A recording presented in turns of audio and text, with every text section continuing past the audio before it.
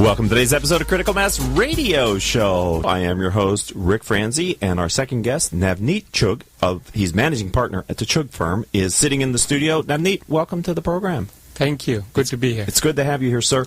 Tell me a little bit about your firm. Well, our firm is 29 years old. We started as a tax firm in 1985, then a CPA firm in 1990, and then a law firm in 1992. Wow. Why the progression? Help me to understand the strategy behind that. Make more money. Okay. Well, That's simple. Let's move on then. Yes. Well, I was in school when I started the tax firm, and then I became a CPA. So we became a CPA firm, and then there was a contest for writing an essay, and the winner got free law school tuition. So I don't know what I wrote, but 2 pages better than 333 other people, so I got law school tuition for free. So then...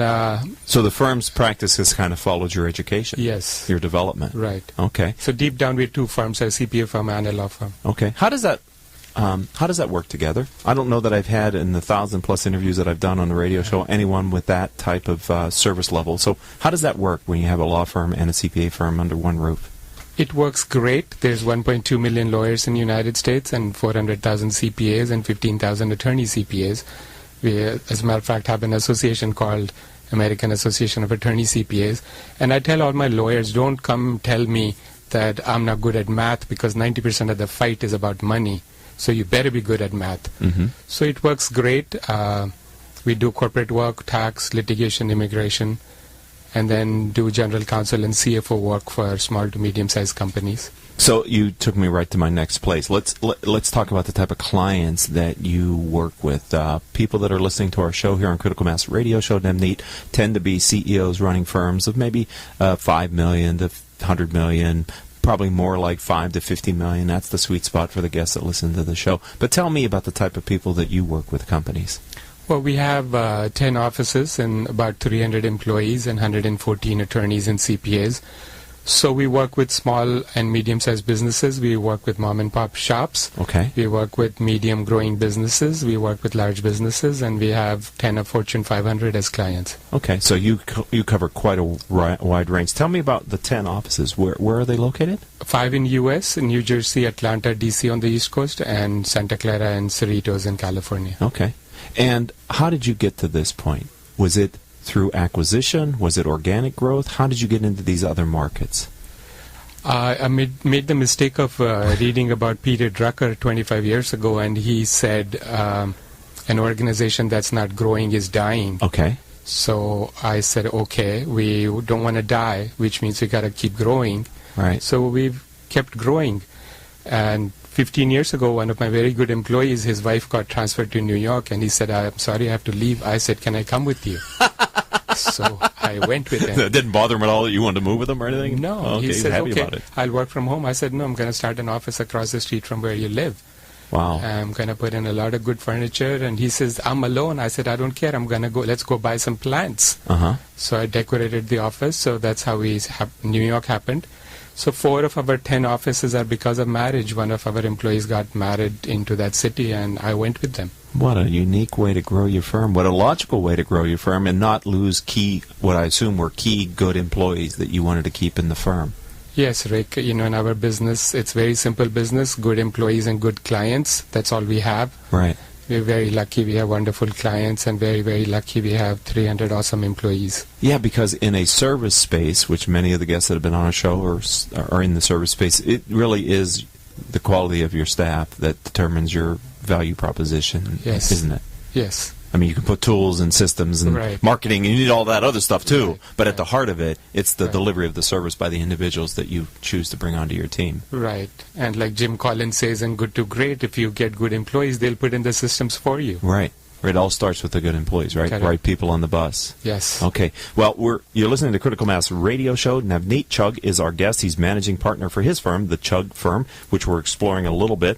I wonder if you could talk about and maybe address the 3 main factors that make your firm unique. I have them here as accessibility, efficiency, and superior client service. Can you take us through those elements? Right. The first thing in our business is to be able. And you have to be good. So we hire good employees, then we spend a lot of money on training. And the second thing is we have to be available. So we're available 24 hours a day. Somewhere in our office is open in the world. Right. And we work late at night, and our employees have their cell phones on their signatures. And we have 5 offices in India, so I work with them every night. And so we want to be available at all times, because when clients have problems, they want answers right away in this new age. And then we have to be affordable, so we try our best to do value billing. And what do you mean by that? That if it's going to take us 6 hours to do something and the client's problem is only worth $200, then I'm not going to charge the client $500 to solve a $200 problem. And for 29 years that I've been running the firm, I've told my clients, hey, you get an invoice, and if you don't like any piece of it and you don't want to pay, just cut the charge from the invoice and say no value received, and send us a reduced payment, and nobody will say a word to you. Can I ask them, does that happen? Rarely. But if they do it?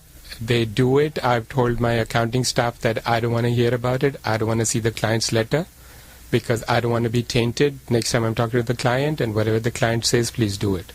You know, I want to sit on that point for a second, because I lead CEO peer groups for business owners, and sometimes one of the members will talk about an interesting guarantee or value or offer that they'd like to make, and sometimes there's a conversation about, well, what's the risk of that, and will people take advantage of you if you make these claims and these offers? And it has been my experience that they don't. That they only do it when it's appropriate, and very few times. Maybe you have to fire a client who's abusive with that, but generally speaking, people are good. They value the fact that you're willing to stand behind your claim. And your experience sounds like it supports that as well. Of course.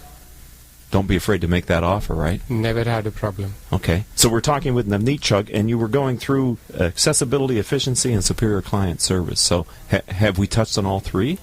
Yes, and I think the superior client service, in my mind, comes from giving advice that is tainted with good business sound logic. I don't think clients want to ever hear that, hey, you can't do it. So I try not to ever say that. That's a hard thing to hear from your advisors, isn't it? Yes. And sometimes CPAs, but then also attorneys, lawyers, are sort of known for maybe being a little that way at times? Right. Okay. So I only tell clients what can be done, and don't ever say to them that this can't be done. There is always a solution. Right. So you're looking at the business imperatives behind the opportunity, not maybe some of the regulations, etc., helping them figure out the way to get it done. Correct. So that has to be very valuable in someone as trained as you are, and your staff, the size and organization that can deliver on that. Yes, and I think if you start thinking like that, if you don't think like it, there'll never be a solution. But if you start thinking like there has to be a solution, the client wants it done, and yeah, there is a law in the middle, but there is always a way. We don't have to do anything illegal, right? Which I would never ever do or recommend to anyone, but there is always a solution. Just have to find it and be creative, right? Yes. Navneet Chugh is our guest here in Critical Mass Radio Show. So talk to me about your global footprint, and now, Navneet, I'm most interested in middle-sized firms that are your clients. How does your footprint, your people in India, benefit middle-market CEOs that are here in North America? Well, we're technically the only law firm in the world that has an office in India and U.S. We have an exclusive affiliate relationship with a firm in India, which some of our partners are partners in the Indian firm as well, because India doesn't allow foreign lawyers to practice in India. So we have 5 offices in India, and we do inbound work, which is American companies going and setting up shop in India. We do everything for them. So when Indian companies want to come to U.S., which is part of our practice, we help Indian companies settle down in U.S., employment work, tax work, real estate work, litigation, immigration. Our Indian offices help European and American companies wanting to do business in India, and we do everything for them.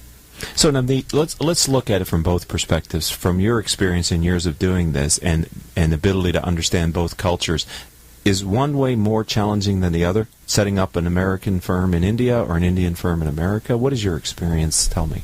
I don't think there's any country in the planet in which to do business is as easy as United States. It's easy. As contrary to what you might think or hear or feel, United States is the easiest country to do business in. From what perspective? Every perspective. In spite of the laws, in spite of the rules, in spite of the regulations, this country, it's very easy to do business.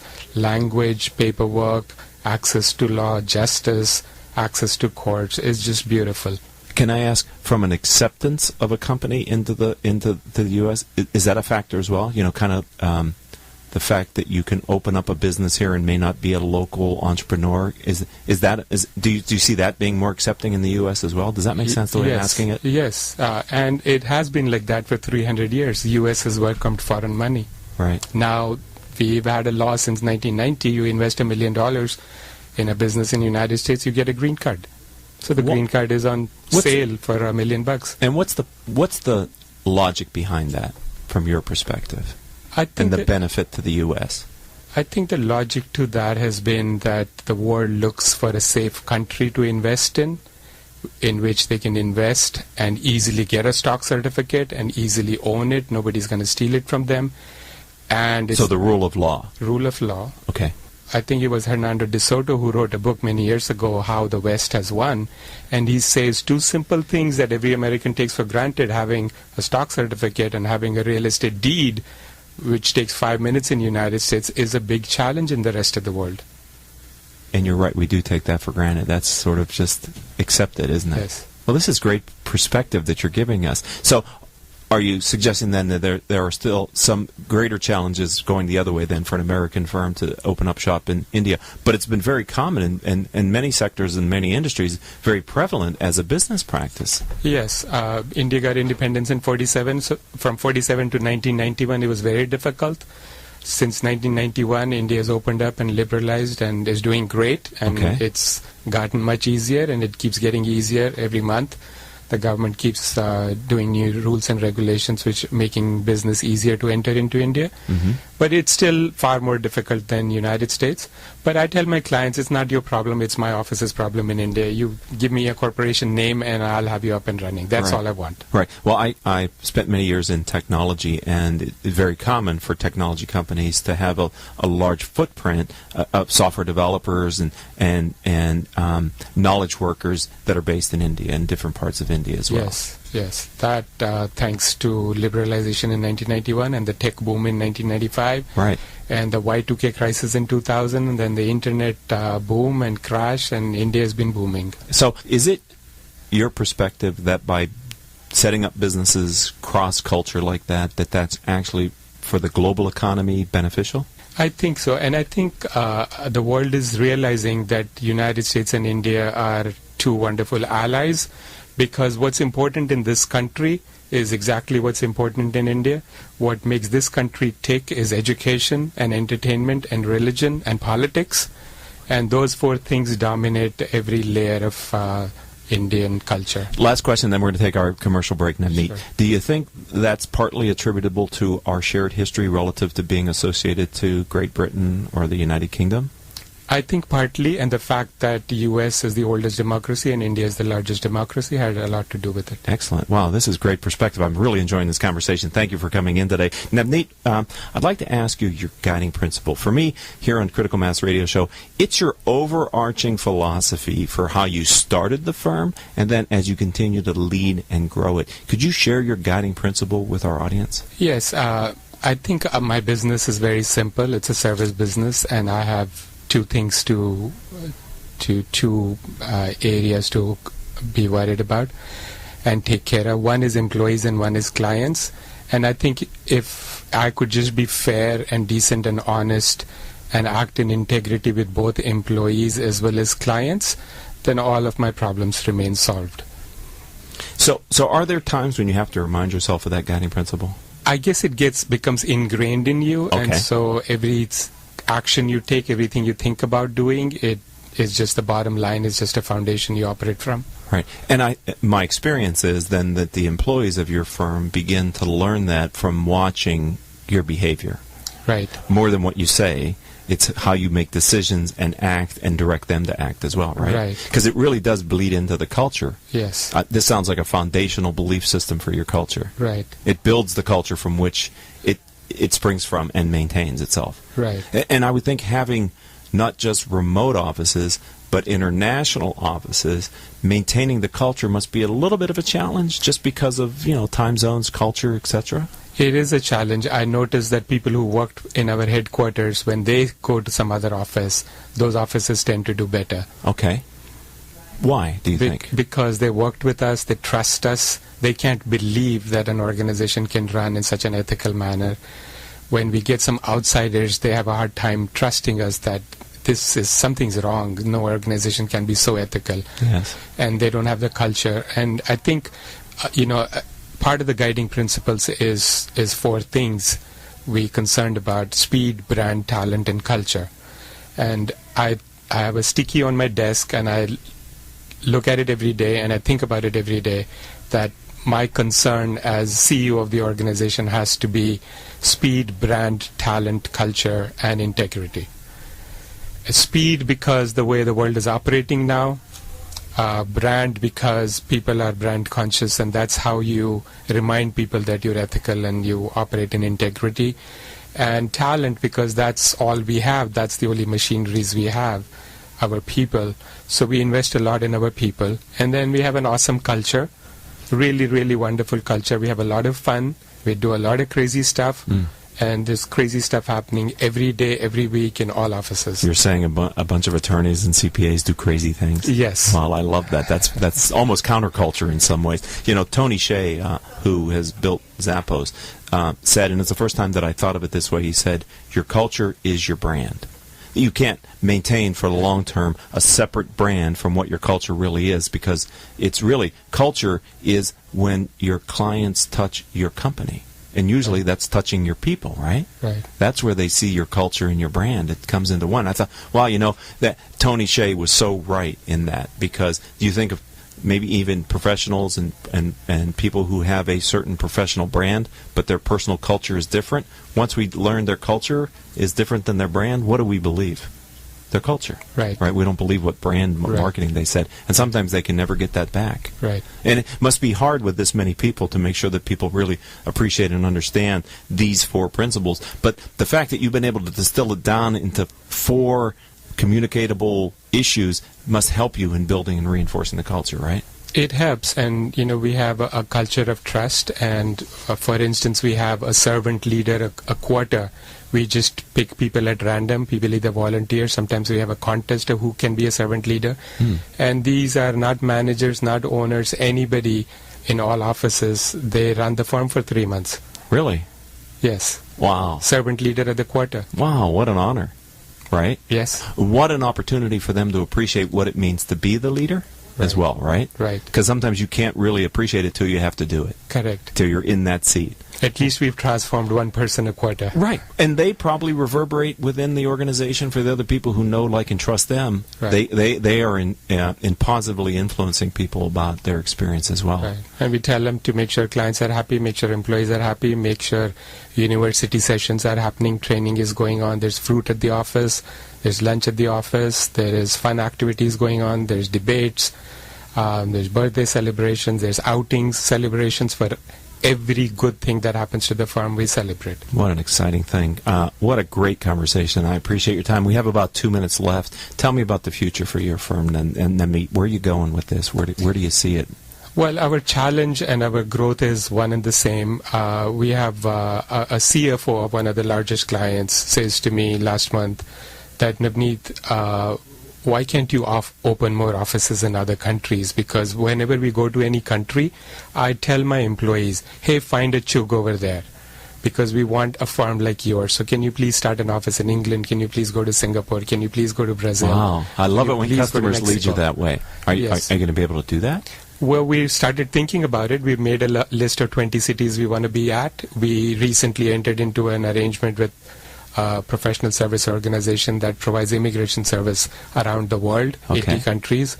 So I've communicated that to my clients that you wanted us to be in more countries. Here we go, 80 more countries. Wow. I tell you, it feels like you're on the next growth spurt then for the firm. I mean, I love it when an entrepreneur listens to their clients. It's more impressive that their clients want to do more business with you. That speaks volumes, right? Right. But then to also be able to take the appetite and take action on that is very powerful, Navneet.